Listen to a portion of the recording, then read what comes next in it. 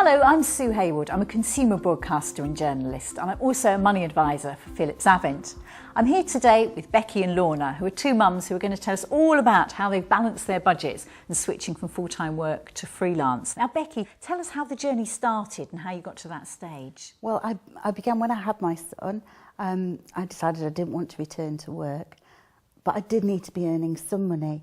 We'd done lots of different things like eBay and NCT sales, all sorts.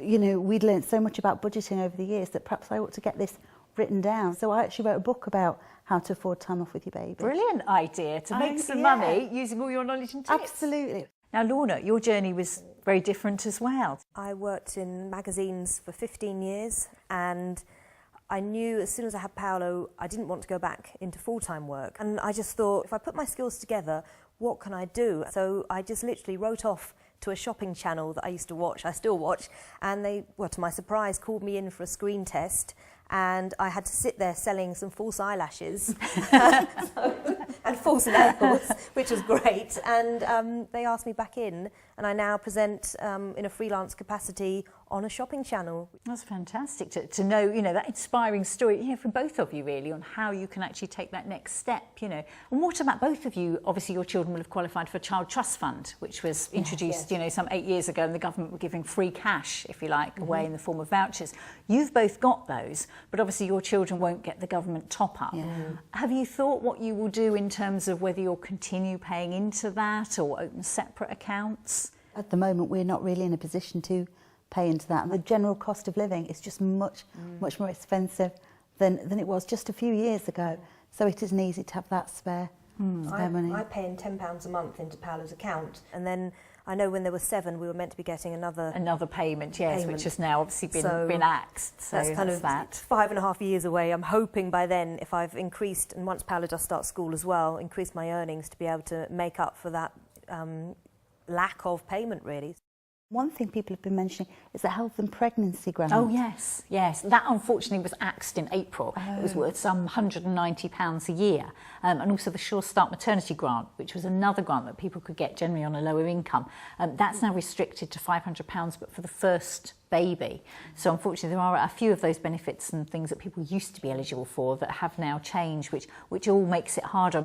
What about some of the other changes that are coming in? I mean, for example, the child benefit cuts. You know, it was announced in the last budget that child benefit would be frozen. Now the Chancellor has said that actually in 3 years' time they're going to axe it if the main breadwinner in the family earns over $44,000 a year. So I don't know if that's a situation that will affect either of you. No, it won't affect it. It won't affect So you will still retain, which is good, because obviously with 2 children you're getting about £1,700 a year at the moment. It's noted, it's useful, it's vital. It's a big chunk of money, isn't it, to suddenly be without, you know. And you know, if we're talking about other sort of budgeting tips and things, you know, did you put money aside throughout your pregnancy? You know, retrospectively, that would have been a really, really good idea. But at the time, we were thinking, oh, we're never going to be able to do this again. So we went out for lots of meals and spent lots of money. Enjoyed yourself. Really bad idea. I know so much more now, looking back. But what we did do when we did our weekly shops, we would throw in some baby wipes or some cotton wool, bits and bobs, moisturising cream, things so like that. 3 for 2 deals, all those kind of things. And what about sort of day-to-day balancing the budget, if you like? You see, I think being a bit cheeky can get you a long way when you're a mum on a budget. For example, at birthdays and at Christmas, my usual stock polite answer would be, oh, anything would be lovely, when people would ask what the children wanted. And then I learned very quickly that we'd get 20 of the same thing, never got played with.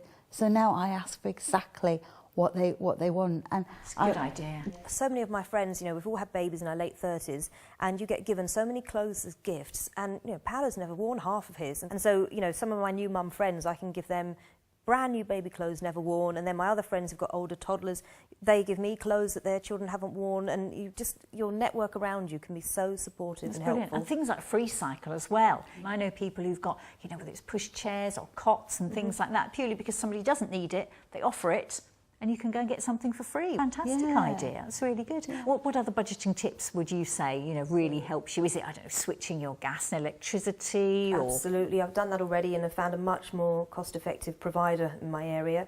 And I found home cooking has really come into my life now. I never used to cook. I was always a ready meal girl. Popped in, yes. But now, you know, I make soups and I bake cakes, and it's really is astounding how much you can save. And sometimes the small things, isn't it, that really add up. Well, thank you both very much. I've had some brilliant ideas from you two today. And here are my top tips.